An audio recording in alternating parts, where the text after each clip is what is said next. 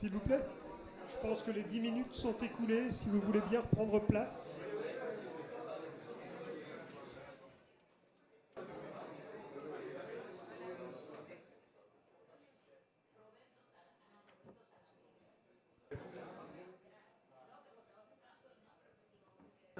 Oui, bien sûr. Ok.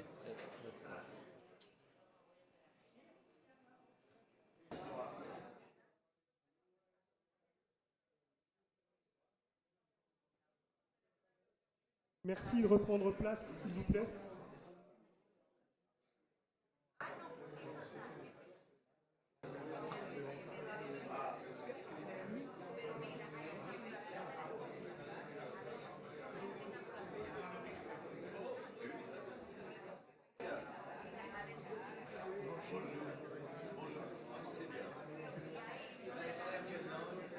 Nous en espagnol Et nous en français. et en français. Pero puedo hablar español si quiere. Merci, Pas de merci problème, de si bien je vouloir parle en reprendre espagnol, place, ninguno. s'il vous plaît. Nous allons reprendre nos échanges.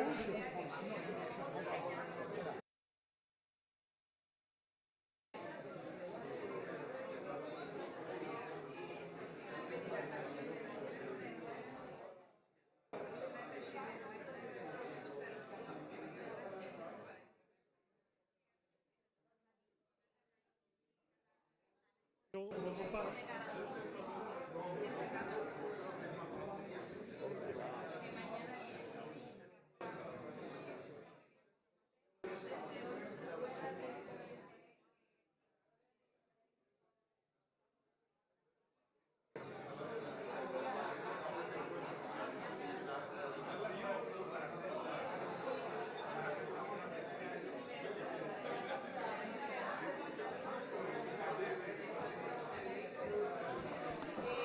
Señores, buenas.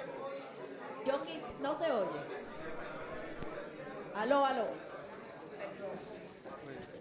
Estimados, no se oye.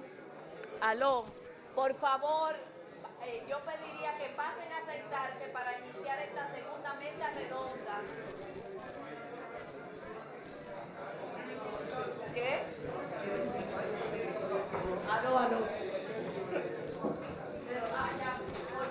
Voilà, si vous voulez bien prendre place, nous allons reprendre le cours de nos échanges.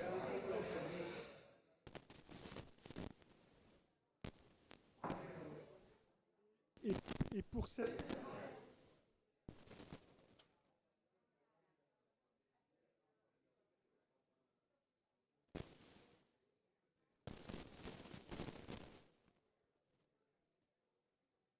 Voilà, merci à tous de bien vouloir prendre place.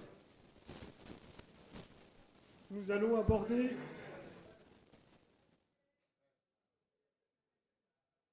nous avons un peu de retard, donc si on pouvait ne pas en ajouter. Nous allons aborder donc la deuxième partie de la table ronde,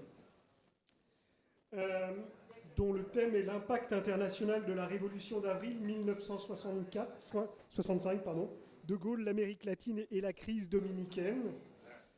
Le panel sera modéré par le professeur Martinez Lilio de l'Université autonome de Madrid, et nous accueillons M. Maurice Weiss, qui est historien, professeur émérite des universités et ancien président du conseil scientifique de la Fondation Charles de Gaulle, et M. Jean Mandelson, diplomate, spécialiste des relations internationales, Amérique latine et Caraïbes. Merci, monsieur. Merci. Bonjour à toutes et à tous. Et merci d'être ici. Merci à la Maison de l'Amérique latine pour l'organisation du séminaire et l'accueil. Merci aussi à la Fondation Funglobe. On part tout de suite avec la deuxième table ronde qui analyse l'impact international effectivement de la Révolution d'avril et la position de la France et du général de Gaulle en face à l'intervention des États-Unis. Bon, je m'excuse parce que je vais prendre immédiatement la langue espagnole. Peut-être je pourrais me débrouiller en français, mais j'ai peur de faire des bêtises. dans ce séminaire qui est vraiment d'un très haut niveau, s'il vous plaît. C'est pour ça que je prends la langue espagnole pour pouvoir me diriger à tout le monde de la mejor façon posible. Vamos a dar inicio a la segunda mesa redonda que aborda efectivamente el impacto internacional de la revolución dominicana, de la revolución constitucionalista, como se ha indicado, y contamos para ello con la presencia de dos ponentes que consideramos auténticas referencias académicas, intelectuales y profesionales. En primer lugar, el doctor Maurice Weiss, un maestro. Para quienes nos dedicamos a la historia de las relaciones internacionales, es un auténtico maestro. Le he leído tantas veces, profesor, que me siento realmente abrumado estar hoy aquí a su lado, ¿no? Y por otra parte también vamos a contar con la participación de Jean Mendelssohn, que es diplomático francés, que ha estado embajador en La Habana, en Santiago de Chile, especialista en relaciones internacionales. Director, me he enterado hace un rato que fue de los archivos diplomáticos franceses, la memoria de la política exterior de Francia. 6 meses después de la gira presidencial de Gaulle en América Latina, primero en México y después en los 10 países de América del Sur, se produce la intervención de los Estados Unidos en República Dominicana, que es respondida por parte del presidente francés con una posición crítica hacia la intervención, una posición crítica que se justifica sobre el principio de la no intervención, del derecho de los pueblos a la autodeterminación y del respeto a la soberanía dominicana para que fuesen los dominicanos quienes pudieran elegir su propio gobierno y no sobre la presencia de los marines que estaban desplegados en Santo Domingo. Preguntarnos por la posición crítica de Gaulle en esta intervención en Santo Domingo es también, desde mi punto de vista, reflexionar sobre una cierta concepción de las relaciones internacionales, así como seguramente del papel que Francia podía jugar en el sistema mundial del momento sobre la base de una política exterior determinada y de una concepción de las relaciones internacionales también precisas. La mesa redonda se va a abordar en estas dos intervenciones. En primer lugar, el profesor Maurice Weiss analizará cuál es la posición de Gaulle, los argumentos del presidente de la Quinta República Francesa frente a la intervención de los Estados Unidos, contextualizándola en el que es el marco de las relaciones franco-norteamericanas del momento. Creo que hay también dos actores que juegan un papel esencial en este posicionamiento del presidente de la República. Uno es el embajador de Francia en Estados Unidos, Hervé Alphand, y en segundo lugar el alto representante de Francia en el Consejo de Seguridad, que era Roger Seydoux en esos momentos. Creo que son unas piezas claves en toda esta construcción de la crítica a la intervención de los Estados Unidos. Posteriormente intervendrá Jean Mendelssohn, que se situará en el marco de los acontecimientos dentro de la propia Embajada de Francia en Santo Domingo, el papel que juega el embajador por entonces, Paul Fouché, sus relaciones con el Ministerio de Asuntos Exteriores, con el Quai d'Orsay, con la Dirección de América, con algunos funcionarios importantes de la Cancillería francesa y digamos que también las distintas visiones, las distintas percepciones que desde Santo Domingo y desde aquí, desde París, se veían respecto a la cuestión dominicana. No me extiendo más, vamos con mucho retraso, pedimos disculpas y doy inmediatamente la palabra al profesor Maurice Weiss. Profesor, c'est à vous la parole. Merci beaucoup, Monsieur le Président, et merci beaucoup à Madame Faxas pour son invitation et l'organisation de ce colloque. Je connaissais la crise de Saint-Domingue et je savais quelle avait été la réaction du général de Gaulle à l'occasion de cette crise, mais ce que je ne savais pas, c'est que, comme dans toute crise importante, il y a comme un effet de poupée russe. C'est-à-dire qu'il suffit d'enlever une poupée pour en découvrir une autre, et c'est un peu ce que je vais essayer de faire ce matin. Nous avons conçu, d'ailleurs, Jean Mendelssohn et moi, nos interventions comme complémentaires et par conséquent, nous avons des points de vue et des sources différentes, ce qui vous donnera probablement une bonne idée de ce que les Français pensaient de cette intervention américaine à Saint-Domingue. Alors, je voudrais commencer par un document qui est le témoignage de Roger Seydoux, qui était alors représentant permanent de la France au Conseil de sécurité de l'ONU depuis août 1962. J'insiste, depuis août 1962. Vous comprendrez tout à l'heure pourquoi j'insiste sur ce point, puisque la crise des fusées de Cuba est postérieure. Et par conséquent, voilà un personnage qui a eu à faire face à deux crises concernant les pays latino-américains, Cuba en 62 et Saint-Domingue en 65. Ce document est une interview que nous avons réalisée, Cécile Pozzoli-Borgo et moi, Cécile, lorsqu'elle était archiviste, et puis depuis, qui a représenté la France à Saint-Domingue de 2005 à 2008, et je vais vous en donner vraiment l'essentiel parce que cette interview est très intéressante par ce qu'elle dit. Je rappelle que Roger Seydoux évoque le moment où il est sollicité d'intervenir au Conseil de sécurité. Voici le témoignage de Roger Seydoux qui a du mal à cacher sa surprise. Un matin, j'ai reçu un coup de téléphone du secrétaire général du ministère des Affaires étrangères, c'était alors Éric de Carbonel, me disant « On vous demande d'intervenir dans l'affaire de Saint-Domingue ». Un peu comme s'il transmettait un message. Et alors je lui dis « Mais qu'est-ce que je dois faire ?» Réponse « Vous connaissez l'ONU, intervenez sur le fond, sur la procédure, mais faites en sorte que cette affaire ne s'arrête pas comme ça, parce qu'à Paris, on est très irrité contre l'attitude américaine. » Et alors je suis intervenu à la grande tristesse de mon collègue et toujours ami Stevenson, le représentant américain, et je suis intervenu en disant que l'affaire n'était pas claire, que nous comprenions le souci des gouvernements américains de la sécurité de ses ressortissants, mais que nous demandions des enquêtes complémentaires parce que nous trouvions inadmissible qu'un petit pays voit comme ça une intervention dans ses affaires intérieures, et nous avons demandé l'envoi d'une commission, d'un rapporteur nommé par le Conseil de sécurité qui s'est rendu sur place et qui a fait un rapport. Nous avons gagné 10 ou 15 jours. Nous avons cruellement embarrassé les Américains, cruellement embarrassé Stevenson. Nous étions considérés par les Américains comme des gêneurs. Bref.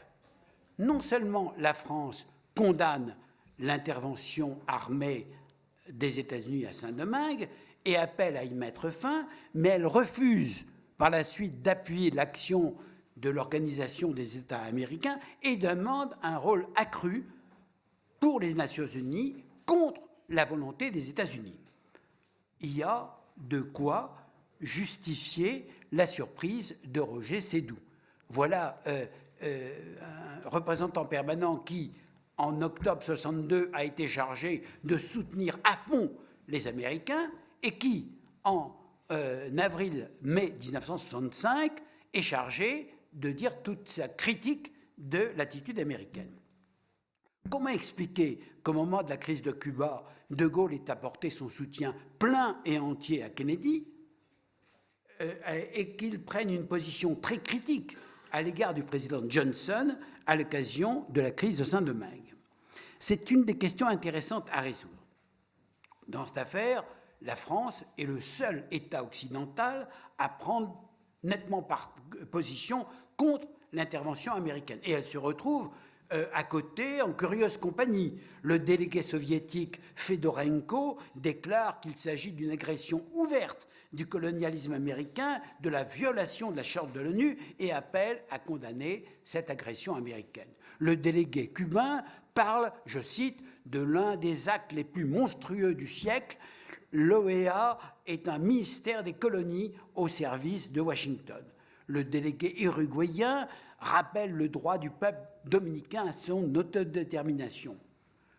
Le représentant américain, Adair Stevenson, se défend comme il peut, expliquant que la perspective de l'instauration d'un régime communiste à Saint-Domingue est inacceptable, et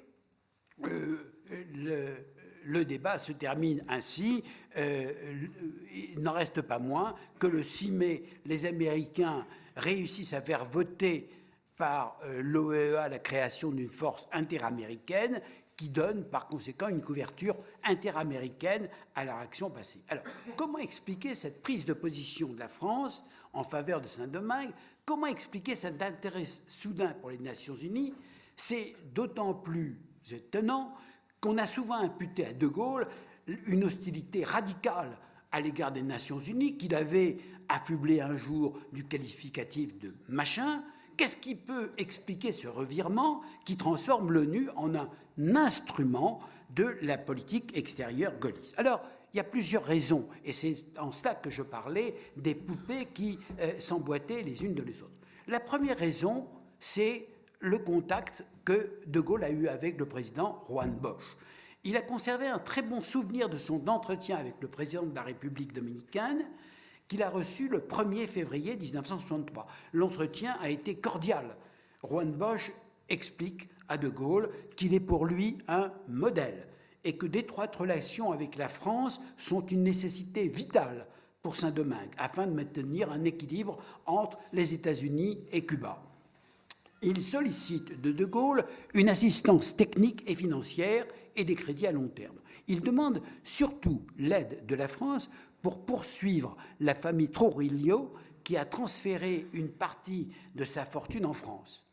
De Gaulle est très favorable au resserrement des liens économiques et techniques entre les deux pays. Il donne son accord pour que Juan Bosch voie le ministre de la Justice, mais il fait remarquer à son interlocuteur que sur le plan extérieur, les gouvernements dominicains du temps de Trujillo n'ont pas pris de position hostile à la France. À l'ONU, dit De Gaulle, ils ont été très corrects lors de l'affaire algérienne. En terminant, Juan Bosch invite De Gaulle à rendre visite à Saint-Domingue. Donc, il y a, et c'est la première raison, une sympathie sincère pour Juan Bosch de la part de Gaulle, mais ça ne suffit pas à expliquer la fermeté de sa prise de position dans la crise d'avril 1965. En effet, l'affaire de Saint-Domingue coïncide avec un vrai tournant de la politique onusienne de la France. L'année 65 est la première année depuis 1960 où Maurice Coupe de Murville, le ministre français des Affaires étrangères, va se rendre de nouveau au débat général. Jusqu'en 1960, depuis 1958, la France avait décidé de jouer les absentes parce que De Gaulle considérait que l'ONU se mêlait de ce qui ne la regarde pas, c'est-à-dire de l'affaire algérienne. En 1965, tout ça n'existe plus. La France n'a plus de grief contre l'ONU et, au fond, De Gaulle considère que l'ONU peut être un forum utile pour exposer les vues gaullistes. En outre, De Gaulle avait des relations tendues, on le sait, avec l'ancien secrétaire général des Nations Unies, Dag Hammarskjöld.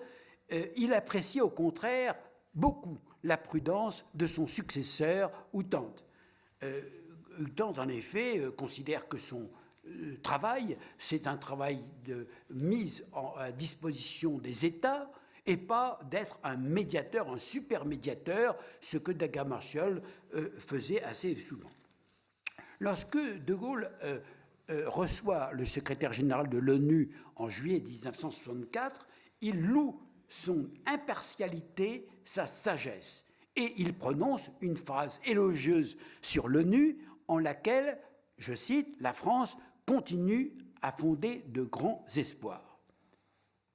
Par conséquent, voilà encore une raison pour laquelle il y a un changement d'opinion et d'attitude de la France. Mais cela ne suffit pas.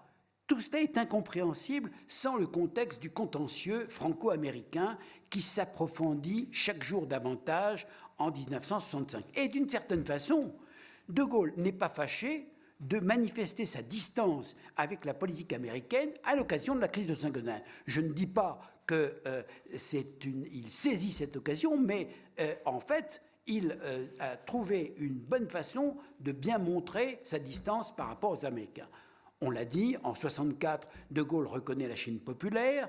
En 1964, il effectue 2 voyages en Amérique latine, et je me permets de rappeler l'existence de cet ouvrage De Gaulle et l'Amérique latine, où un certain nombre d'interventions de collègues expliquent ce que De Gaulle a fait au cours de ce voyage.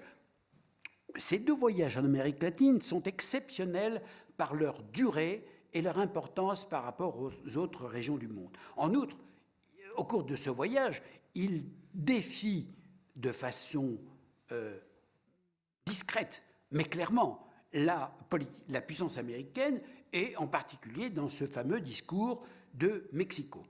D'ailleurs, les Américains ne s'y trompent pas. Les archives américaines sont pleines de documents concernant ce que les Américains pensaient de ce voyage. Alors, d'une façon générale, ils ont tendance à minimiser. On a les dépêches des différentes ambassades américaines un peu partout en Amérique latine, et le ton général est ceci. Les foules sont importantes, mais considérablement moindres et beaucoup moins enthousiastes que pour Kennedy. À Santiago, l'accueil est cordial, mais réservé. Bref, les Américains font la moue devant la façon dont le voyage a lieu. Mais il y a d'autres sujets de discorde franco-américains, en particulier l'intervention américaine au Vietnam. Et précisément, il y a les fameux premiers bombardements en février 1965. Quand les Américains et le président Johnson demandent à De Gaulle d'intervenir pour soutenir leur action au Vietnam, De Gaulle répond par une critique mordante de la politique américaine au Vietnam en disant que jamais il n'aurait dû intervenir et que ce qu'il devrait faire, c'est évacuer le plus vite possible. Enfin, au cours de sa conférence de presse du 4 février 1965, De Gaulle aborde 2 sujets polémiques qui suscitent une réaction presque instantanée du président Johnson. La conférence de presse a lieu dans l'après-midi, comme toujours. Eh bien, une réaction a lieu 1 heure plus tard, c'est-à-dire dans la matinée, à Washington.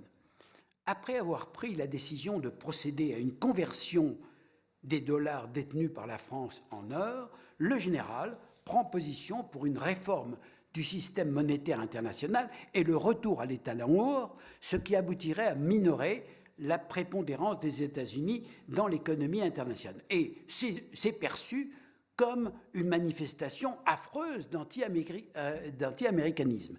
Hervé Elfan, qui est à ce moment-là ambassadeur de France à Washington, et qui n'y est plus pour très longtemps, mais il raconte ce qu'il a vu. Le climat, je cite, le climat franco-américain se refroidit, il devient glacial.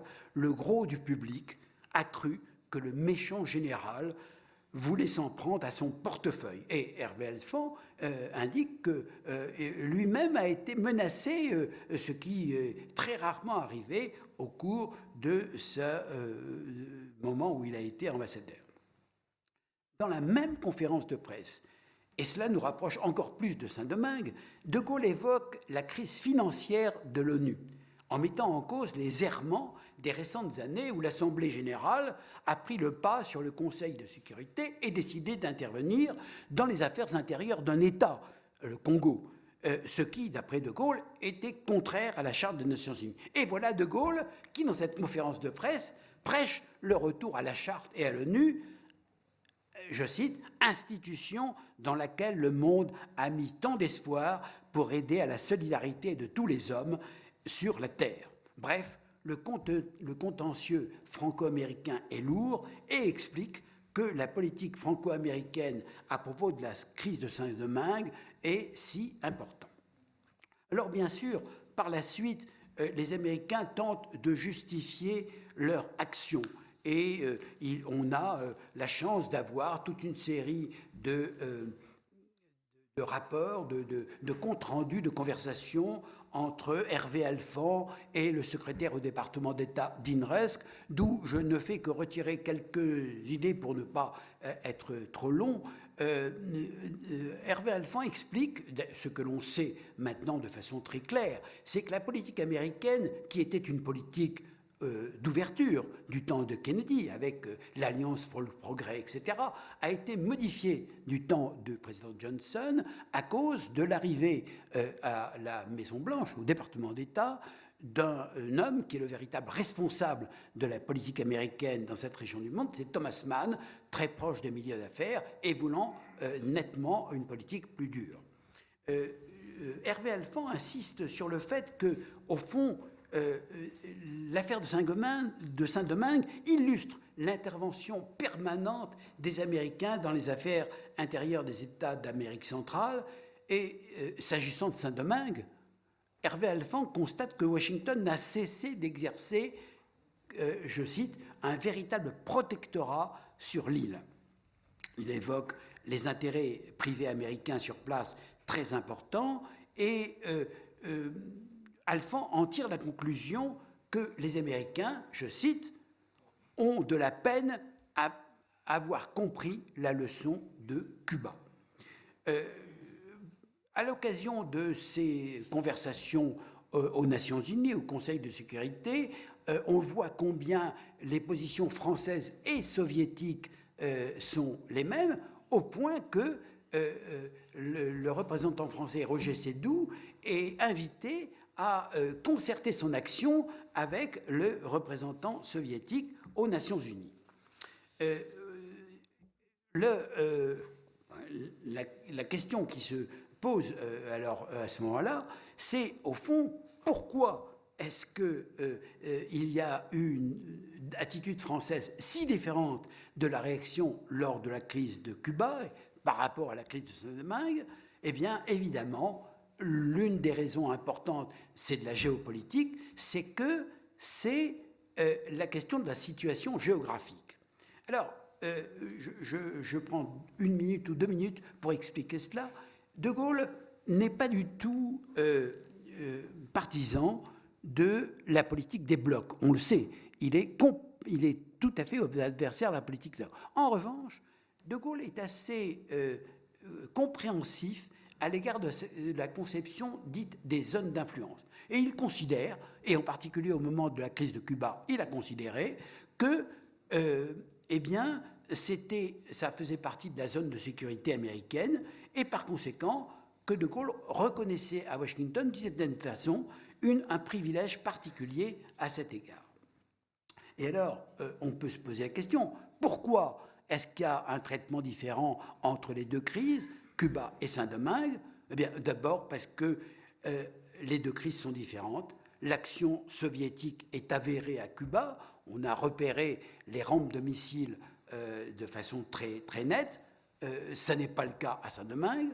Dans le cas de Cuba, l'arme nucléaire est mise en avant, ce qui n'est pas le cas à Saint-Domingue, et c'est pour De Gaulle quelque chose de très important. Enfin, entre 1962 et 1965, la politique française a évolué et la crise de Saint-Domingue permet à De Gaulle de rendre cette évolution plus visible.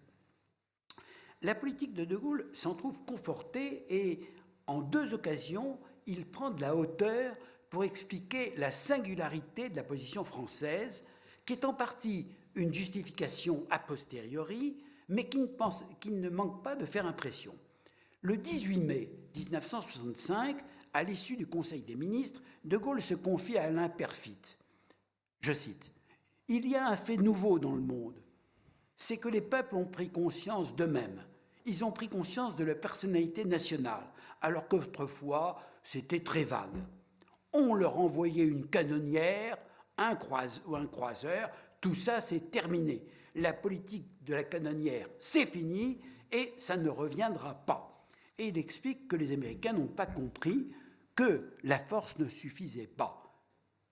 Je cite De Gaulle, « C'est comme au Vietnam, ils s'engagent comme des huluberlus et ils ne savent pas comment partir. » de façon moins abrupte, mais tout aussi claire, De Gaulle se fait un malin plaisir de sermonner le vice-président des États-Unis en visite impromptue à Paris le 20 juin 1965.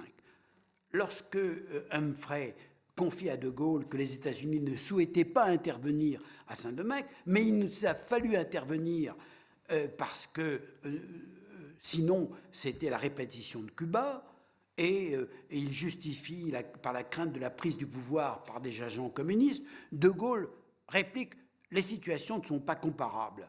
Et si Paris a soutenu Washington lors de la crise de Cuba, à Saint-Domingue, il n'y a pas de menace russe. Et il recuse l'interprétation concernant l'OEA, etc. Et il explique à Humphrey « Je n'ai pas pris parti entre les éléments qui s'affrontent à Saint-Domingue, mais le président Bosch m'est apparu comme un homme raisonnable, et il eût été naturel qu'il fût redevenu président. » Prenant de la hauteur, De Gaulle explique sa conception. « Nous avons tellement fait, vous et nous, pendant la Deuxième Guerre mondiale, et depuis, pour répandre le principe de la libre détermination des peuples, qu'il est dommage que les États-Unis soient opposés à ce principe à Saint-Domingue et dans l'Asie du Sud-Est. » Même si De Gaulle a su saisir l'occasion d'apparaître aux yeux du monde comme celui qui ose défier la puissance américaine, il l'a fait avec panache et à propos pour défendre le peuple dominicain. D'ailleurs, il en reste quelque chose, quelques années plus tard, en 1967, lorsqu'un Français, condamné à 30 ans de prison par la Bolivie, adresse à De Gaulle une lettre, un témoignage, que je cite, et ce sera ma conclusion.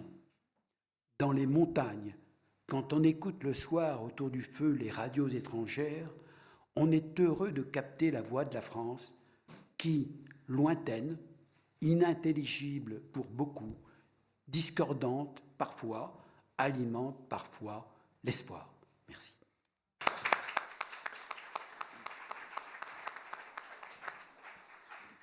Muchísimas gracias por esta brillante intervención en que ha ido, digamos que, estableciendo los distintos niveles, estas muñecas que van conformando la posición francesa en la crisis dominicana. La verdad es que ha tocado todos los puntos esenciales, como decía anteriormente, un auténtico maestro.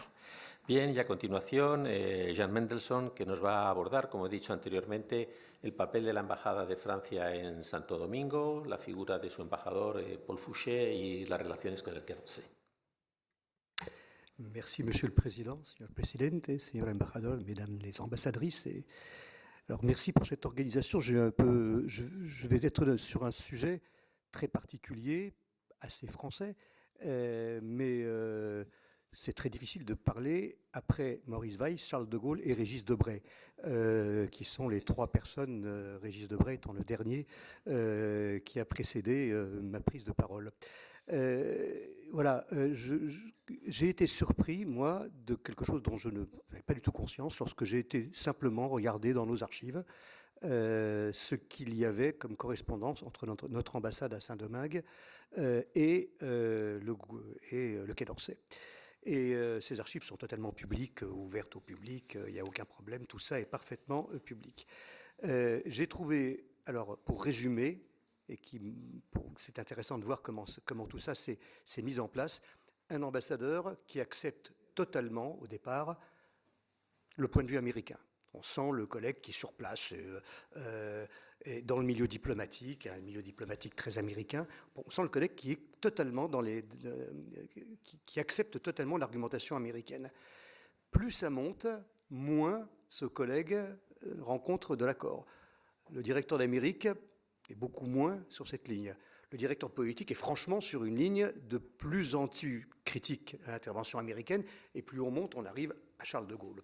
Donc c'est une position totalement renversée. Je vais vous donner la lecture, c'est intéressant, de la première, du premier télégramme du 30 avril, qui est arrivé et qui est donc signé par Paul Fouché, ambassadeur de France à Saint-Domingue. Alors Paul Fouché, c'est un diplomate, j'allais dire classique à cette époque. C'est pas quelqu'un dont on a l'impression qu'il y a une ligne politique particulière ou une ligne personnelle ou professionnelle. Il a 52 ans à ce moment-là. Il a été avant-guerre depuis 1936 dans le corps consulaire à Addis Abeba, Ankara, Bagdad. Il a été révoqué en 1943 alors qu'il était à Bagdad, probablement parce qu'il a laissé entendre qu'il allait se rallier. Alors je ne sais pas, il faudrait vérifier, je n'ai pas eu le temps de vérifier, mais à Alger, c'est-à-dire non pas à De Gaulle, mais à Giraud ou à Darlan, je ne sais pas, début 1943, ça n'est plus Darlan, c'est Giraud. En tout cas, dès 1943, il travaille au sein du Comité français de libération nationale à Alger. Il reprend son poste consulaire d'abord à Milan, puis à New Delhi, puis passe un peu dans la politique à Athènes, à Vienne. En 1962, il est ambassadeur à Niamey, et il arrive en 1964 à Saint-Domingue. Il ne connaît absolument rien à l'Amérique latine, si j'en crois. Peut-être qu'il a peut-être des connaissances personnelles privées que je ne connais pas, mais si j'en crois sa carrière, encore une fois, je ne me fixe que sur ce que j'ai vu dans les documents, il n'a pas d'expérience de l'Amérique latine. Il aura une position donc, qui sera très particulière par rapport à celle du Quai d'Orsay et bien sûr du général de Gaulle.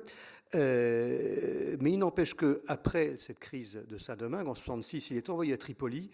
Il sera là au moment de la chute de la dynastie Sénoussi et de la prise du pouvoir par Kadhafi. Et il aura une brillante fin de carrière puisqu'il sera directeur adjoint des affaires culturelles, ambassadeur au Brésil, puis en Suède. Donc c'est une carrière tout à fait classique. Il n'y a rien qui me permet de mettre autre chose que ce qui était sincère dans son télégramme du 30 avril. Je cite. Pour arrêter le massacre de la population, les États-Unis commencent à débarquer depuis 4 heures ce matin les troupes aéroportées.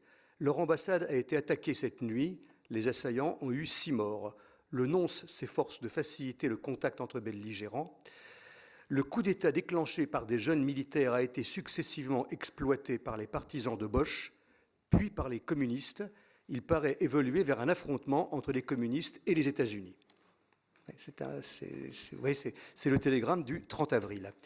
Il est assez intéressant de voir, là aussi en comparant, ça c'est très intéressant toujours de voir les souvenirs que les diplomates ont et les papiers qu'ils ont effectivement lus. J'ai avec passion écouté l'archive orale que Cécile et Maurice ont prise de l'ambassadeur Sédou à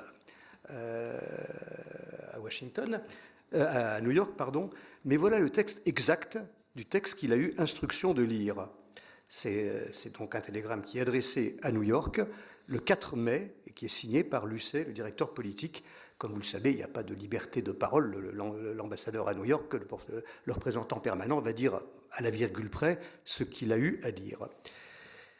Il est bien compris de notre part qu'une situation de guerre civile s'étant instaurée et des combats meurtriers étant en cours, le gouvernement américain ait eu le souci de la sécurité de ses ressortissants. Mais encore faudrait-il, comme ce fut le cas dans bien des affaires semblables, que de telles opérations fussent limitées dans leurs objectifs, dans leur durée et quant à l'ampleur des moyens mis en œuvre. Sinon, il faudrait bien admettre que du fait de l'envoi et du débarquement de troupes américaines considérables, nous nous trouvons en face d'une véritable intervention armée dont la nécessité n'apparaît pas. À présent, faute d'avoir pleinement instruit des raisons qui pourraient justifier le maintien de forces d'intervention en République dominicaine, nous ne pouvons qu'exprimer le souhait que la population dominicaine soit mise à même de choisir librement son gouvernement et qu'un terme soit mis rapidement à la présence dans l'île des troupes qui y ont débarqué. Cette position, qui est fondée sur notre attachement au principe de la non-intervention, nous paraît s'imposer d'autant plus qu'en cette occurrence, l'intervention semble s'exercer à l'encontre de ceux qui se réclament de la légalité constitutionnelle. C'est quand même un texte extrêmement dur, qui est plus dur que celui qu'il semble avoir conservé en mémoire dans son échange téléphonique. C'est voilà, la différence entre l'archive écrite et la mémoire que conserve le collègue. C'est certainement mon cas et le cas de beaucoup d'entre vous. Parfois, on est confronté à nos propres archives et on se dit, est-ce bien moi? Mais voilà, c'est l'exemple type de divergence qu'il peut y avoir. Notre ambassadeur continue à en rajouter, si j'ose dire. Le 7 mai, il envoie un télégramme. L'émission de l'ORTF pour les Antilles, captée à 5h30 heure locale par M. Isnard, qui est son numéro 2, son ministre conseiller, annonce que le gouvernement français étudie la reconnaissance du gouvernement Caamaño. Dans son ensemble, l'opinion publique dominicaine approuvera la condamnation par le général de Gaulle de l'intervention massive des États-Unis. Quand même, l'ambassadeur de France, on ne va pas dire que l'opinion est contre ce qu'a fait le général de Gaulle. Mais pour les raisons invoquées dans mon télégramme, j'estime en revanche que la reconnaissance de ce gouvernement est prématurée, la situation étant fluide. Et là, je continue à avancer, nous étions le 7 mai, il y a la réponse sur la question de la reconnaissance. Et là aussi, c'est assez intéressant parce que quand je compare ce que le directeur d'Amérique a proposé comme position et ce qui est effectivement parti comme télégramme, il y a une énorme différence. La position qui a été envoyée par télégramme à Saint-Domingue est beaucoup plus rude que celle qui avait été proposée. Elle est d'ailleurs beaucoup plus longue, elle est 2 fois plus longue que celle qui a été proposée. Elle n'est pas contradictoire, mais elle est simplement beaucoup plus précise, beaucoup plus brutale et beaucoup plus détaillée. Alors je ne vais pas dire le texte court qui a été celui de la direction d'Amérique, je vais donner lecture, non pas de tout le texte qui est long, mais d'un texte beaucoup plus long du télégramme d'instruction. Ainsi que l'a exposé le représentant français au Conseil de sécurité, le gouvernement désapprouve l'intervention des forces américaines à Saint-Domingue. Bon, alors là, il résume la position de Sédou, je passe. En ce qui concerne la reconnaissance, la pratique constante de la France est de considérer que les changements qui surviennent n'entraînent pas la nécessité d'une reconnaissance formelle du nouveau gouvernement. C'est le fait d'entretenir en pratique les relations qui doit être prise en considération. La dernière application à ce principe a été faite en novembre dernier en Bolivie. Alors en Bolivie, le président Paz Estenssoro du mouvement nationaliste révolutionnaire, celui de la réforme agraire, avait été renversé par le coup d'État du général Barrientos, qui sera célèbre par la suite au moment de l'assassinat du Che Guevara et de la détention de Régis Debray. Et là aussi, la France a pris note que voilà, c'est avec la Bolivie que la France a des relations. Reconnaît-on ou pas ce coup d'État? On ne reconnaît pas de coup d'État, on a des relations avec un État. Et ce sera la position permanente française. J'ai vécu à l'ambassade de France au Chili, c'était en permanence le cas. On ne reconnaît pas un gouvernement, on reconnaît un État, et ça reste la position française, avec une exception, parenthèse fermée, sur le Venezuela il y a 3 ou 4 ans, mais c'est une parenthèse qui est fermée. Et ce qui est le plus intéressant, c'est la suite. Alors là, qui n'est pas du tout dans les proposition du directeur d'Amérique, mais qui vient vraiment de la direction politique. Vous avez maintenant pris contact avec le colonel Caamaño. Vous maintiendrez ces contacts, vous les développerez. Il n'apparaît d'ailleurs pas que vous puissiez avoir, en les circonstances présentes, d'autres interlocuteurs. Le triumvirat ayant disparu. L'établissement et le maintien de ces contacts équivaudront à reconnaissance. Quand même assez fort. Si le colonel Caamaño désire envoyer un message au président de la République, il peut le faire directement ou par votre intermédiaire. C'est quand même extrêmement précis, extrêmement rude et assez inattendu, parce que je pense que ni l'ambassadeur ni le directeur d'Amérique ne s'attendent à voir leur position précisée de cette manière. Les relations, d'ailleurs, avec le colonel Caamaño, j'ai trouvé un télégramme qui m'a paru très intéressant. Isnard, le numéro 2, est constamment en relation avec Curie, qui est le représentant, le ministre des Affaires étrangères, je pense, on pourrait dire ça, je ne sais pas si c'est son titre exact, du gouvernement Caamaño. Et donc, l'ambassadeur Fouché se décide finalement à aller voir ce gouvernement, puisqu'il est incité à le voir, ce qui équivaut à reconnaissance. J'ai tenu à faire une visite à M. Curie, donc le ministre des Affaires étrangères de Caamaño, pour remercier son gouvernement d'avoir accepté le déplacement de la ligne de démarcation pour dégager l'ambassade. Il y avait un problème, vu l'emplacement de l'ambassade de France, la ligne de démarcation passait en plein milieu, donc il y avait un problème, et donc Caamaño a tout à fait donné son accord pour déplacer cette ligne. M. Curie m'a dit que le colonel Caamaño avait sans hésiter accepté cette concession pour faciliter le travail de cette mission et, je cite, pour être agréable au général de Gaulle. Fin de citation. La position politique de son gouvernement se précise. Il souhaite négocier avec l'OEA et se refuse à toute conversation avec Imbert. Il demande aux États américains de le reconnaître d'abord et accepterait ensuite l'établissement d'une police internationale. Avant-hier, il a formellement demandé à Washington l'envoi en République dominicaine d'une commission composée de, j'ai besoin de votre aide, Betancourt, Figueres, Muñoz Marín. Alors Muñoz Marín, c'est le gouverneur de Porto Rico, qui a été un militant indépendantiste de Porto Rico, qui a évolué par la suite, qui est partisan de la Commonwealth, un personnage respecté. Je pense que je ne me suis pas trompé pour les spécialistes qui sont devant moi. Pepe Figueres, c'est l'ancien président de Saint-Domingue, j'ai aucun problème là-dessus. L'homme qui, Parti social-démocrate, grosso modo, de Costa Rica, évidemment. Merci de la correction. C'est un lapsus, rassurez-vous, je connais Pepe Figueres. En revanche, pour Betancourt, je pense qu'il s'agit de Gabriel Betancourt. Non? De Belisario Betancourt? Non plus? De Romulo Betancourt?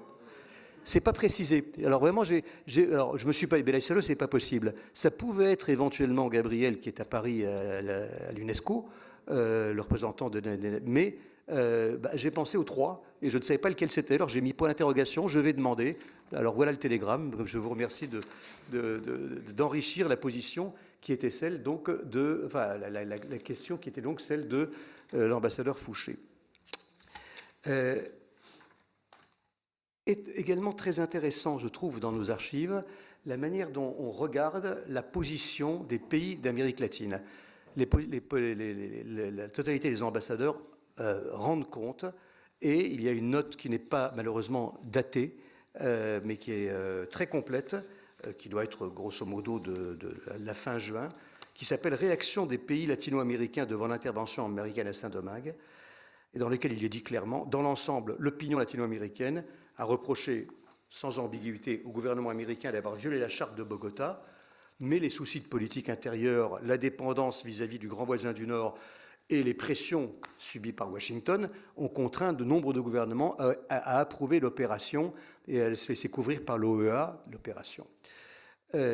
Sans vouloir entrer dans le détail des positions de chaque État, on peut considérer que dans l'ensemble, les pays d'Amérique centrale ont été favorables aux États-Unis. D'autres, tels que la Colombie, Panama ou le Venezuela, ont, sous la pression de leur opinion publique et compte tenu des positions de leur Parlement, été amenés à adopter progressivement une attitude plus réservée. Parmi les grands pays, j'étais surpris de voir le Chili parmi les grands pays, mais enfin parmi les grands pays, il faut surtout distinguer deux ailes, l'aile gauche, Mexique et surtout Chili, j'y reviendrai, et l'aile droite, Argentine et surtout Brésil, qui ont adopté la position inverse. De deux pays représentés au Conseil de sécurité, l'un, la Bolivie, s'est montré favorable, c'est la Bolivie de Barrientos, l'autre, l'Uruguay, défavorable. Enfin, il convient de relever que les opinions publiques et les parlements latins ont tous pris des positions très anti-américains et beaucoup plus anti-américains que leur gouvernement.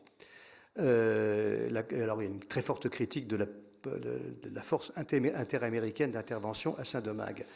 J'ai regardé un peu plus dans le détail les notes de nos ambassades. À Buenos Aires, qui est gouverné à l'époque par un radical Arturo Illia sous contrôle de l'armée, qui a accepté, qui est appuyé par les péronistes, même si Perón est toujours en exil, mais qui est en fait dans cette position extrêmement ambiguë. Le gouvernement argentin pro-américain, sous la pression de l'opinion publique, a pris une attitude très réservée. L'armée, au contraire, désire vivement envoyer à Saint-Domingue un contingent pour s'opposer aux rebelles. Imagine déjà ce que ça signifie. Arturo Illia a légalisé le Parti communiste et le Parti justicialiste, mais il sera renversé peu après, d'ailleurs, la visite de De Gaulle. Il y a eu d'énormes manifestations où Perón avait demandé à ses partisans de recevoir le général comme si c'était moi-même. Et donc, on voit à un moment donné, il y a une scène célèbre où De Gaulle se demande qu'est-ce qu'on crie devant lui, et on voit l'ambassadeur Marjorie se pencher. En fait, les gens disent le mot interdit depuis le coup d'État de 1955, De Gaulle, Perón, un solo corazón. C'est assez extraordinaire. Alors quand on voit ces images-là d'une foule qui n'avait pas eu le droit, à qui De Gaulle, par sa présence, a autorisé de s'exprimer pour la première fois depuis le coup d'État, Illia va être renversé peu de temps après ça, parce que ça veut dire qu'il ne tient pas ses troupes. Le Chili est très étonnant. Alors le Chili, je découvre que le Chili propose, alors pas le gouvernement chilien, le Parlement chilien, mais très majoritairement par un vote du Parti socialiste de Salvador Allende, du Parti communiste de Pablo Neruda et de Luis Corvalán, et de la démocratie chrétienne, propose l'envoi de troupes pour aider Caamaño. Le Parlement chilien demande au gouvernement chilien d'envoyer des troupes, alors c'est le contraire de l'Argentine, pour aider Caamaño. Ça ne se fera pas bien sûr, mais c'est assez significatif comme prise de position, c'est assez imprévu. Alors comment l'expliquer c'est en fait la suite de cette élection un peu curieuse de l'année précédente où Frei a largement battu Allende, avec dans une coalition dans laquelle la démocratie chrétienne est appuyée par la droite et l'extrême droite, et où on sait que la CIA, on ne connaît pas encore le niveau qui sera public et qui sera astronomique de l'aide de la CIA à Frei. Il est évident que la base démocrate chrétienne au Chili n'est pas du tout sur cette ligne, et elle est beaucoup plus proche des socialistes, comme on le verra d'ailleurs quelques années après, lors de l'élection de 1970. Donc il y a une réunion, alors qu'un an avant, ils sont à l'opposé au présidentiel, une réunion des deux partis, enfin des deux forces principales du centre démocratie chrétienne et de la gauche, PCPS, pour demander que le gouvernement chilien envoie des troupes pour aider Caamaño. C'est très surprenant. J'ai retrouvé même, alors, d'une écriture que j'aurais du mal à déchiffrer, qui est certainement de quelqu'un de la direction d'Amérique, la liste des pays pour, contre. On voit que la diplomatie française fait très attention, en sachant que De Gaulle, et ça va dans la suite de ce qu'a dit Maurice, en sachant que De Gaulle a rencontré l'appui des opinions publiques, mais quel gouvernement va suivre son opinion publique, quel gouvernement va devoir s'opposer à son opinion publique, et il y a une liste très claire pour, contre, etc. C'est très particulier.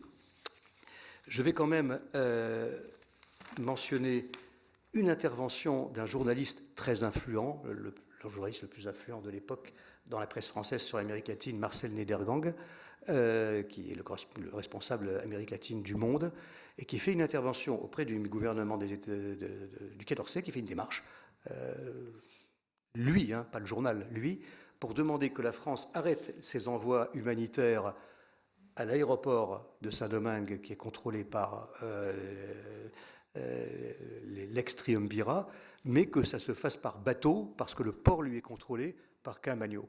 Et effectivement, j'ai vu également, alors j'en ai pris simplement une lointaine photo, bâtiment de guerre pour évacuation des Français. Effectivement, depuis la Martinique, on se prépare à envoyer des bateaux de guerre, et l'idée étant, s'ils vont jusque là-bas pour prendre les Français, ils peuvent aussi apporter de l'aide humanitaire, pas seulement à un camp, puisque l'aéroport était contrôlé par un camp.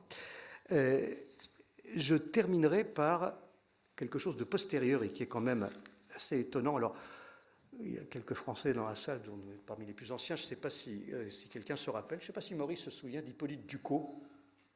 Alors, Hippolyte Ducos était un député, je ne sais pas, Michel, non.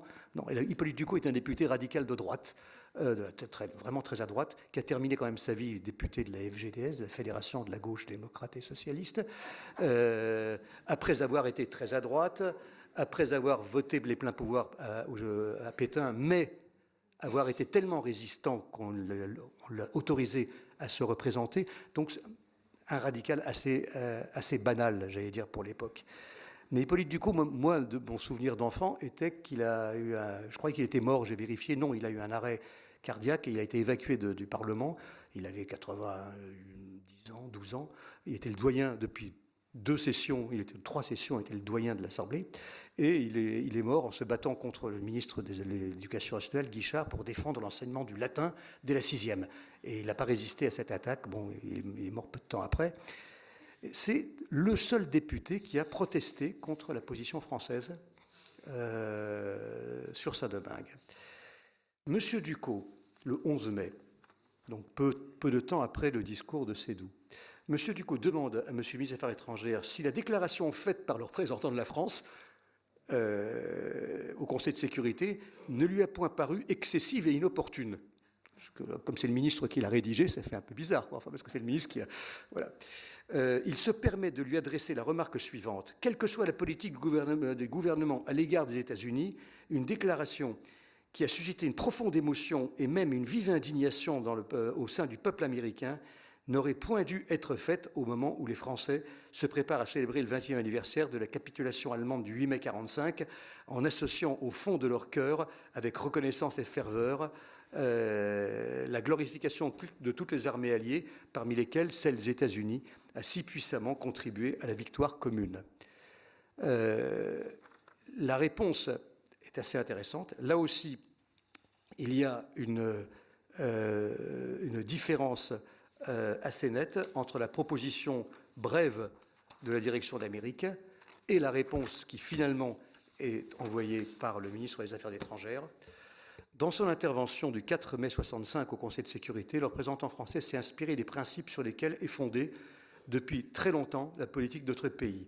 Ne pouvoir approuver une intervention dans un pays tiers sous quelque forme que ce soit, réaffirmer le droit des peuples à disposer d'eux-mêmes, ne constitue que le simple rappel des dits principes. On ne comprendrait pas comment un tel rapport pourrait contrevenir aux intérêts véritables de nos alliés, encore moins à l'esprit d'une alliance qui a été conçue pour la défense de la liberté. D'ailleurs, remarque-t-il vicieusement, en fin de note, au cours du débat sur la politique extérieure du gouvernement, aucun orateur n'a contesté cette position, y compris M. Ducos. Voilà, j'en ai fini de la collecte de mes archives. Je terminerai seulement par un tout petit souvenir postérieur à cet événement, parce que cet événement, je l'ai vécu, moi j'étais lycéen à Paris, et j'avais les étudiants dominicains qui manifestaient en permanence. C'est un souvenir que j'ai, c'était très précis, je me rappelle même de leur chanson. C'est quelque chose qui était resté dans ma tête, donc j'avais 16 ans, 15 ans, 16 ans, 15 ans. Et j'ai retrouvé Saint-Domingue avec Cécile Pozzo di Borgo en 1989, au moment du bicentenaire, quand on a travaillé sur les commémorations de la Révolution française en Amérique latine, et où on a été tous les deux bouleversés par l'enthousiasme avec lequel la Révolution française avait été célébrée en Amérique latine. D'ailleurs, tous les gouvernements, tous, à l'exception rassurante de celui du général Pinochet, tous les gouvernements ont pris des décisions en tant que telles de commémoration officielle. Mais je me rappelle de quelque chose d'intéressant. On s'était dit qu'il faudrait que les intellectuels latino-américains s'expriment pour faire un texte sur le bicentenaire. Et on a recueilli ces textes, et quand on a discuté avec ma hiérarchiste, la mienne que la tienne, il y avait donc Jean-Noël Jeannet, Michel Rocard, François Mitterrand, bon, on a collecté des articles, ou des poèmes ou des textes, Mario Benedetti, Carlos Fuentes, René Depestre, et bien sûr, Juan Bosch. Je vous remercie.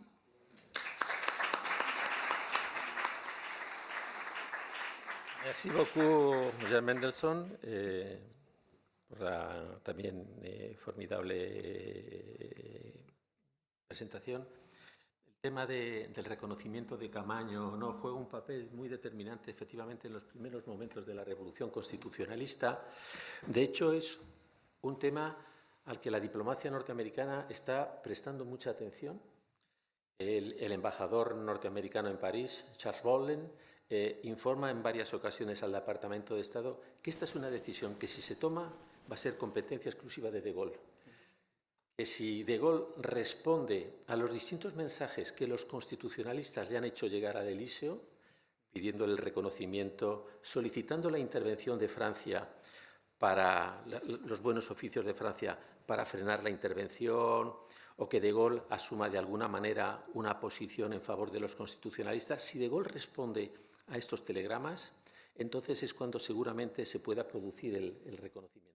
Entonces hay ahí una situación, digamos, de tensión que se refleja en la documentación norteamericana. Y otro también hecho relevante, creo, en esta línea, tiene que ver con las tensiones que se producen dentro del bloque de los aliados, porque justo en esos momentos se va a celebrar la reunión de primavera de la OTAN en Londres, y el tema del reconocimiento de Caamaño aparece encima de la mesa, porque además la OTAN iba a abordar el tema de las intervenciones fuera de la organización, Vietnam, etcétera, etcétera.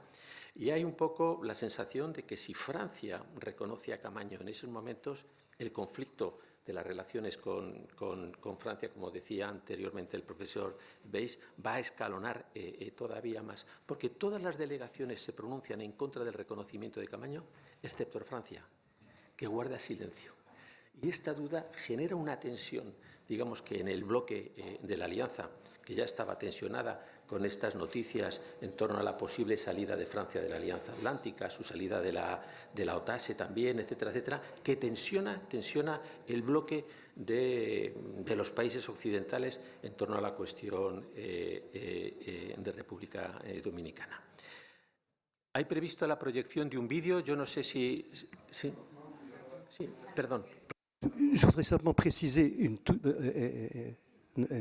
voy a hablar en francés. Je voudrais simplement préciser une toute petite chose. Dans ce que j'ai lu, c'est l'illustration absolue de la position française permanente. On reconnaît les États et pas les gouvernements. Nous n'allons pas faire une reconnaissance, mais quand même, ce qui est dit à l'ambassadeur, ça vaut reconnaissance de Caamaño.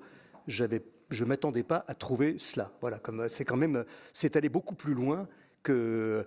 je veux dire, en 1973, on a vécu un drame parce que un peu trop rapidement, le service du protocole a accusé réception de la note de l'ambassade du Chili pour nous annoncer qu'il y avait eu le coup d'État et que ce n'était plus Allende mais Pinochet.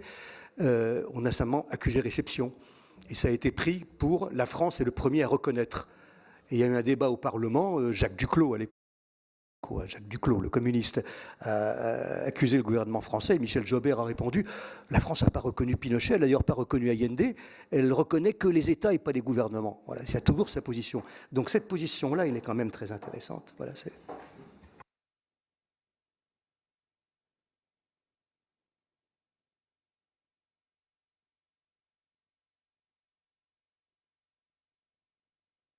On me dit qu'on va visionner les vidéos l'après-midi. C'est-à-dire, je crois qu'on peut fermer la table ronde. Je ne sais pas si on profiter. Oui. Ok. Y después que tú termines, arrancamos presentando con el video de Lina sobre abril. Que ellos... Ya, ahora mismo. Bueno, por lo tanto, podemos dar por cerrada la mesa, teniendo el tiempo, el retraso que llevamos, y vamos a dar paso, por lo tanto, a la presentación de un vídeo que es el resultado de un reportaje que varios corresponsales franceses de la radiotelevisión pública francesa hacen el 7 de mayo de 1965, cuando van a República Dominicana. Era dentro de una emisión de aquellos años que era Cinq Colonnes à la Une. Entiendo que era una emisión de un cierto impacto social y de radiodifusión. Este vídeo está realizado fundamentalmente por un reportero, un periodista francés de aquellos años, es Roger Louis, que hizo esta pieza informativa. Luego volverá unas semanas después a Santo Domingo para ver cómo ha evolucionado la situación. Yo creo que este es un vídeo muy explicativo y muy bien, digamos que elaborado sobre la realidad que se ve cuando alguien llega a Santo Domingo y ve la enormidad del despliegue norteamericano en la ciudad. Las entrevistas que se hacen, las personas a las que se entrevistan. Creo que también hay un reflejo, digamos que antropológico y sociológico de lo que era la realidad dominicana en esos momentos en mayo de 1965.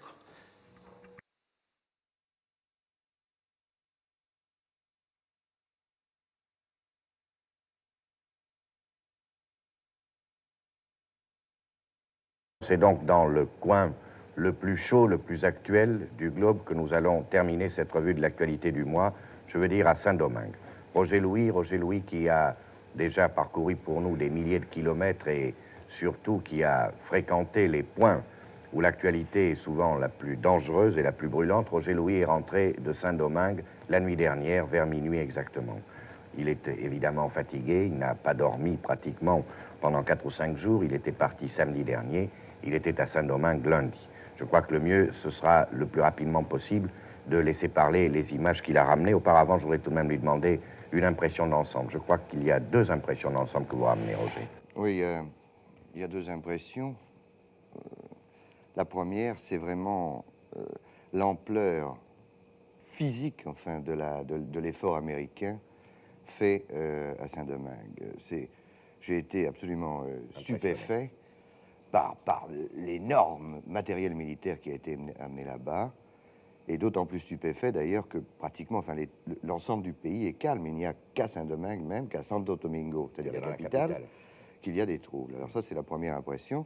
Deuxième impression. La deuxième impression, c'est que je m'attendais à trouver une espèce de révolution à la sud-américaine, et j'ai été surpris, au contraire, par la discipline et l'ordre qui régnait chez les rebelles, et en même temps leur détermination, enfin, une espèce de calme. Je crois que ce sont les deux impressions majeures ressenties. Bien, bien, Roger Louis, avant de passer le document que vous avez ramené, et qu'on vous doit non seulement à vous, mais à nos camarades preneurs de son et opérateurs, Pierre-Fernand Gentil et Frédéric Papet, je crois qu'il faudrait très rapidement commenter 2 cartes. La première, qu'on va apercevoir maintenant, c'est la carte qui indique la position de l'île de Saint-Domingue par rapport aux États-Unis. Je crois qu'elle explique assez bien certaines raisons de l'intervention américaine, de par sa proximité du littoral américain, sa proximité géographique et sa proximité, pourrait-on dire, à la fois géographique et symbolique de l'île de Cuba. La deuxième carte, je vais vous demander de la commenter, Roger Louis. Elle représente l'implantation de la zone rebelle à l'intérieur de la capitale de Saint-Domingue. Je crois que si on veut bien comprendre ce qui se passe, bon, il y a d'une part la ville au centre. Sur la droite, où il y a une flèche où il y a marqué 25 km, il y a un aéroport qui s'appelle San Isidro. Sur cet aéroport, les Américains ont débarqué et continuent à débarquer par un pont aérien le matériel. Sur la gauche, de l'autre côté, les marines ont débarqué, eux, et continuent à débarquer du matériel lourd. De la droite vers la gauche, les marines sont partis de la gauche vers la droite, les parachutistes sont partis de la droite vers la gauche et ont essayé de se rencontrer au milieu de la ville. C'est ce qu'ils ont fait par une espèce de corridor qui passe au travers de la ville que l'on suit. Qui zigzague un peu, c'est ça, en noir et blanc. Et au sud, la tache noire, c'est la zone qui est tenue par les rebelles. Bien. Bon, cela dit, je crois qu'ayant vu ça, le plus simple, c'est de voir le sujet. Donner la parole aux images, ils vont dire.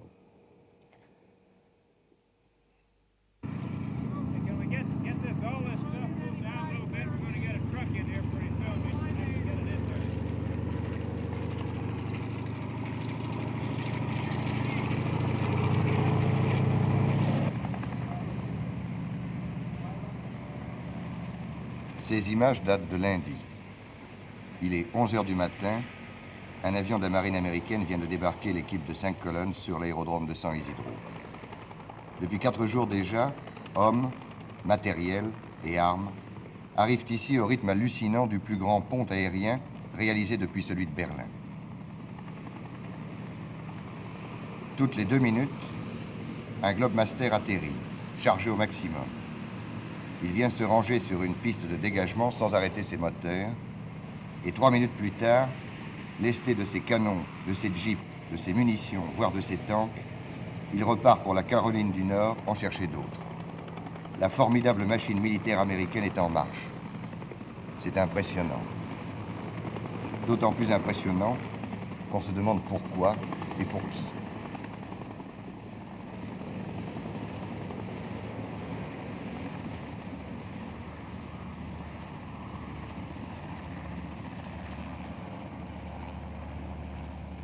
La ville de San Domingo est à 10 km. De l'autre côté, les marines débarquent jour et nuit, venant de la mer, le matériel plus lourd. La nuit précédente, après des combats farouches, les marines partant de leur côté et les parachutistes venant de l'aéroport où nous sommes ont réussi à se rejoindre au cœur de la ville, créant ainsi un véritable corridor continu qu'ils contrôlent depuis 1 heure à peine. Un lieutenant américain m'a proposé de le franchir pour la première fois avec sa patrouille.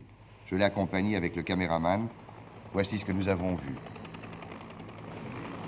Un pont tout d'abord, où il y a quelques jours, les rebelles ont infligé de lourdes pertes au char du général Wessin, lui en interdisant le passage à coups de cocktail Molotov. Plus loin, des barricades. Un canon qui appartenait aux rebelles et qui a été détruit par les canons sans recul des Américains. Plus loin, au fur et à mesure qu'on se rapproche du centre, des signes de tension se manifestent. Les combats datent d'1 heure à peine. Ils se poursuivent peut-être encore. Les marines sont tendus et nerveux.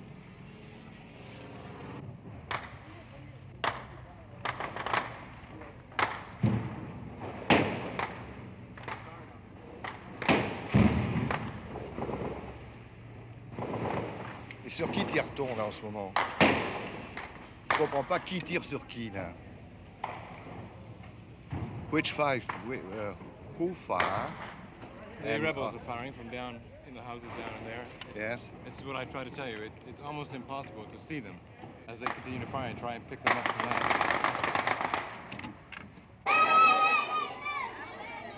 Plus loin encore, sans transition, des hommes et des femmes courent vers un camion qui distribue la nourriture, dont des Américains. Les uns et les autres n'ont pas mangé depuis 3 jours, dans une ville sans courant électrique, sans eau, sans aucune communication avec l'extérieur. Tous les 100 mètres, le camion jette un sac de lait en poudre ou de farine qui s'écrase sur la route et éclate. Les habitants ramassent ce qu'ils peuvent avec ce qu'ils trouvent comme récipient.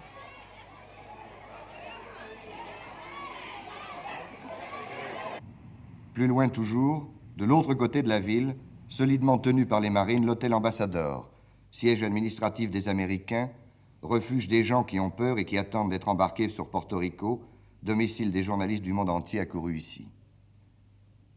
Voilà notre première vision de Santo Domingo en ce lundi, tandis que les marines creusent des tranchées autour de l'hôtel pour le défendre contre d'hypothétiques attaques.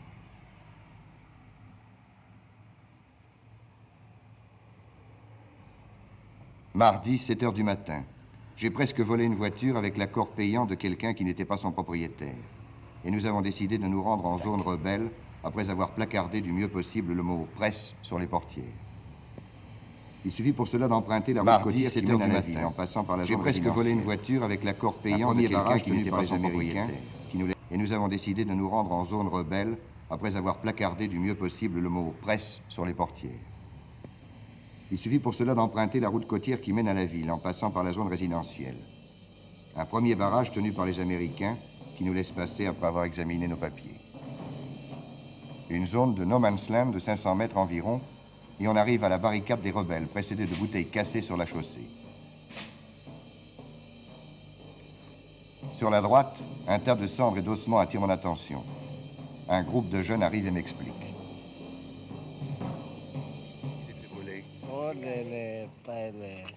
La police, nous, parce que ça prend des maladies. Vous voyez toutes les choses qu'on brûle. Mais quand est-il mort, lui?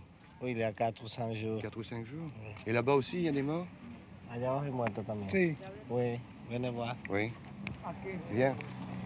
C'est un mort aussi, ça? Ah oui, Hein? un seulement. Mais il y avait beaucoup. Et dans les hôpitaux, on les jetait à la mer parce qu'on ne pouvait pas les avoir là-bas. Mais où a-t-il été tué, lui? Par ici? Par ici? Oui. Il y a eu beaucoup de combats ici? Oui, beaucoup. Hein? Beaucoup. Il y en a encore eu aujourd'hui? Et non? là, les avions du général Ouest, sinon on mitraillait la cité, sans pitié. Est-ce que vous croyez que vous allez pouvoir tenir encore longtemps comme ça? Oh, le peuple a les armes, il veut à président Bosch. Ça, ce n'est pas un mouvement communiste, comme dit la presse américaine. Nous voulons un Juan Bosch avec la constitution de 63. C'est le peuple qui veut cela. Mais comment vous allez faire pour lutter contre tous ces Américains qui sont là?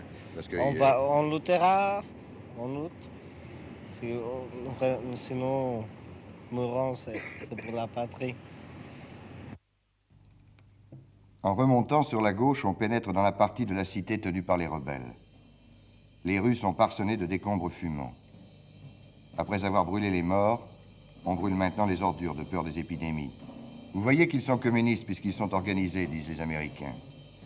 Mais on n'a pas pu brûler tous les morts. Il y en avait trop. 1500 à peu près, après les bombardements des avions et de la marine restés fidèles à Wessine, et plus de 4000 blessés.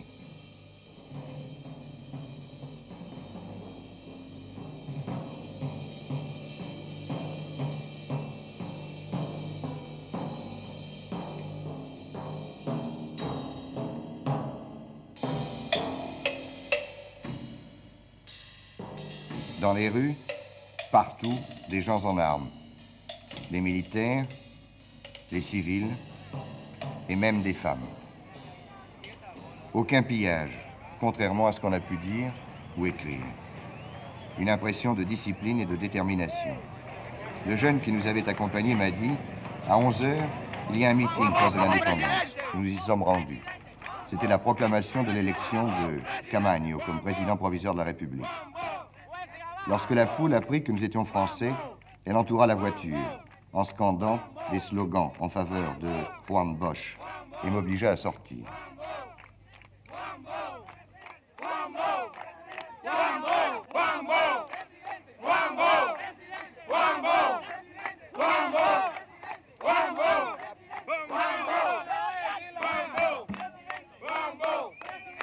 Qu'est-ce qui a été décidé aujourd'hui, là? Pourquoi il y a eu une réunion? ¿Por qué motivo fue la reunión que hubo aquí? La reunión aquí, pidiendo la constitución de la República Dominicana y la juramentación de Camaño como presidente provisional de la República Dominicana. C'est un meeting qui a donné comme président de la République provisionnelle à Francisco Camaño. Qui est Camaño? C'est un militaire qui est de lo constitucional. De la constitutionnelle. C'est le même Juan Bosch qui l'a dit. C'est le dirigeant de la constitution de la révolte. C'est un homme honnête et bon homme. Jefe de todos los comandos militares y constitucionalistas que luchan por el pueblo dominicano. Ces tracts ont été jetés par des avions américains. Ne vous laissez pas gagner par le communisme. Partout sur les murs, des inscriptions. À quelques pas de là, le quartier général des forces rebelles. Là réside le commandant Monte Arache, qui dirigeait le corps des hommes grenouilles de l'armée et dont le ralliement à la cause des rebelles est une des raisons essentielles de leur organisation. Il a été nommé ministre des Armées. Il est assisté par un Français résidant à Saint-Domingue depuis plusieurs années et ancien officier d'Indochine, qui a lui aussi rallié la cause des insurgés. Il nous a servi d'interprète au cours de l'interview du commandant réalisée sur une terrasse qui domine la ville.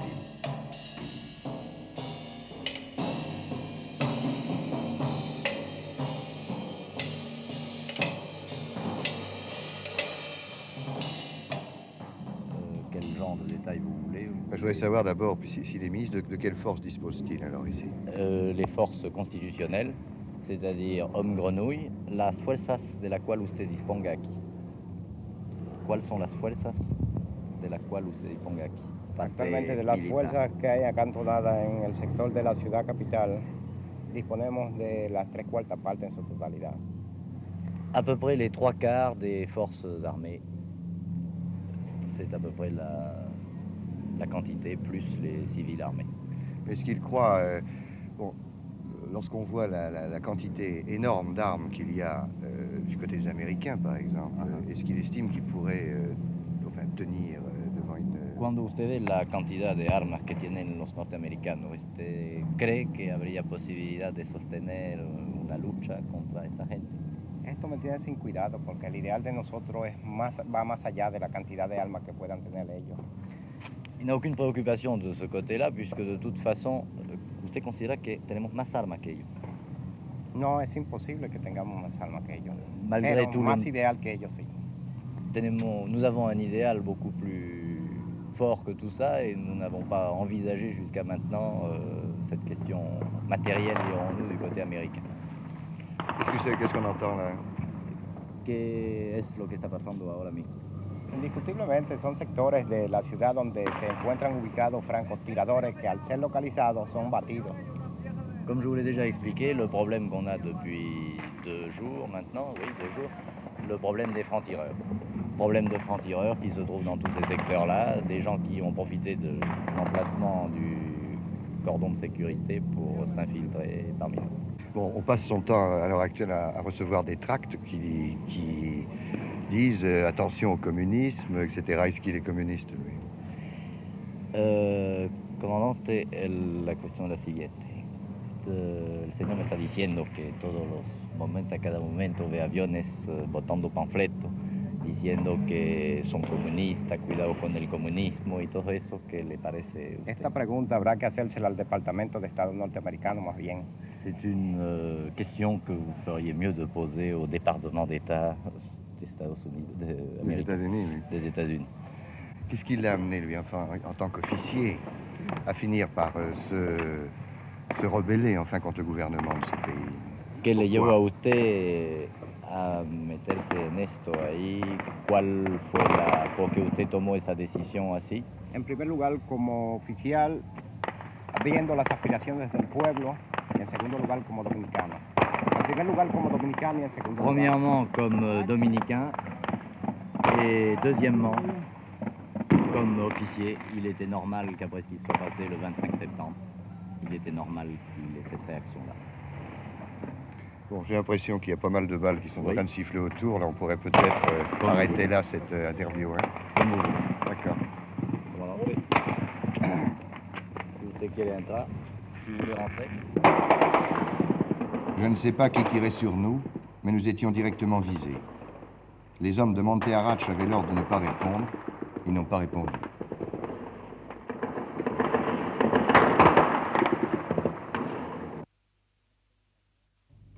Mercredi matin, je suis retourné en zone rebelle en compagnie d'un des hommes de Monte Arach d'origine haïtienne. Il m'a emmené voir le fort, siège de la police et de la marine, pris d'assaut par les rebelles dès les premiers jours, et dont l'arsenal leur a fourni les armes dont ils se servent encore aujourd'hui. Non seulement des fusils et des mitraillettes, mais aussi des canons et des bazookas distribués aux militaires et aux civils.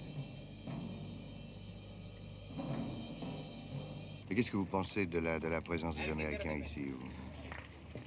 Eh bien, moi personnellement, je pensais que les Américains venaient ici, enfin, comme ils font toujours, pour contrôler la situation, pour éviter que les communistes prennent le pouvoir, un tas de choses. Alors, le peuple, comme les Américains se sont montrés hostiles, ils se sont mis du côté de Wessine, alors le peuple aussi est contre eux. Les Américains disent notre intervention vient du fait qu'on veut lutter le communisme et c'est un mouvement communiste. Qu'est-ce que vous en pensez? C'est pas vrai du tout. Ce mouvement-là est dirigé par les militaires conscients, non? Ça a commencé, c'est le capitaine de l'armée qui a commencé ça. Ça ne saurait être un mouvement communiste. Et même les militaires d'ici aussi sont anticommunistes, ce sont des vrais anticommunistes. Ils n'auraient jamais accepté que les communistes prennent partie de ces choses-là.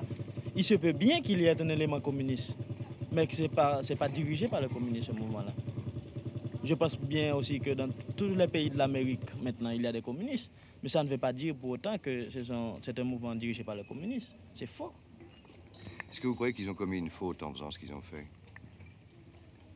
Pardon, et comment en faisant ce qu'ils ont fait? En amenant ici 2 divisions avec tout l'armement, les tanks et tout ce qu'il y a actuellement dans la ville, quoi. Eh bien, seulement, moi personnellement, je les condamne pour un fait. C'est de se mettre du côté de Wessine, non pas du côté du peuple.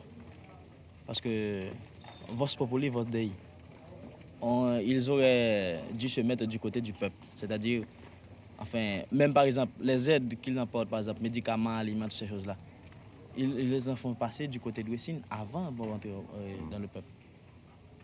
Vous voyez, c'est là je les condamne, moi. Enfin, ils amènent quand même ici, il y a une aide américaine, même du côté des rebelles, sur le plan des médicaments et de l'alimentation. Je crois que oui. Hein? Je crois que oui. Autrement dit, fondamentalement, vous n'êtes pas contre les Américains? Non, nous ne sommes pas contre les Américains, mais nous sommes contre le fait de cette intervention. Et non pas seulement de l'intervention, mais qu'ils se mettent du côté de Wessine.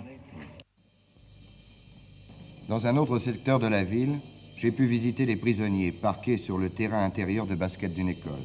Ce sont des policiers du régime de Wassine ou des aviateurs suspectés d'avoir bombardé la ville. On les garde ici pour les protéger contre le peuple, m'a dit mon guide. Si on les remettait en liberté, ils seraient peut-être lynchés. Ils sont responsables de trop de morts. Dites ce que vous avez vu, ajouta-t-il. Et surtout, dites bien que nous ne sommes pas communistes. Nous voulons vivre libres.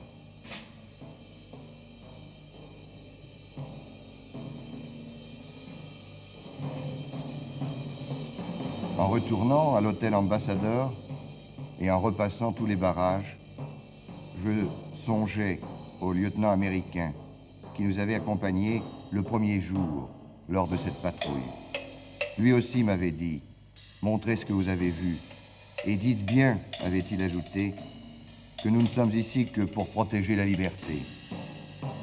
À l'échelon des hommes, ils étaient aussi sincères l'un que l'autre.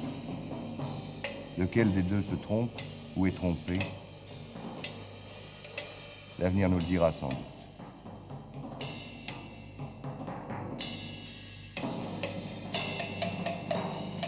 Mais pour le moment, même la nuit, le drame ne cesse pas à Santo Domingo.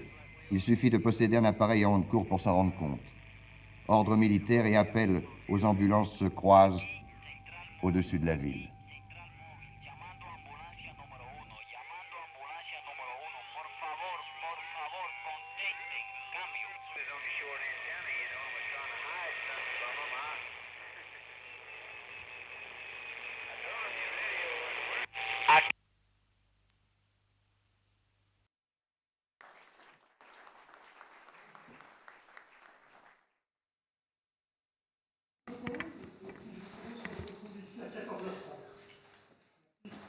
Merci.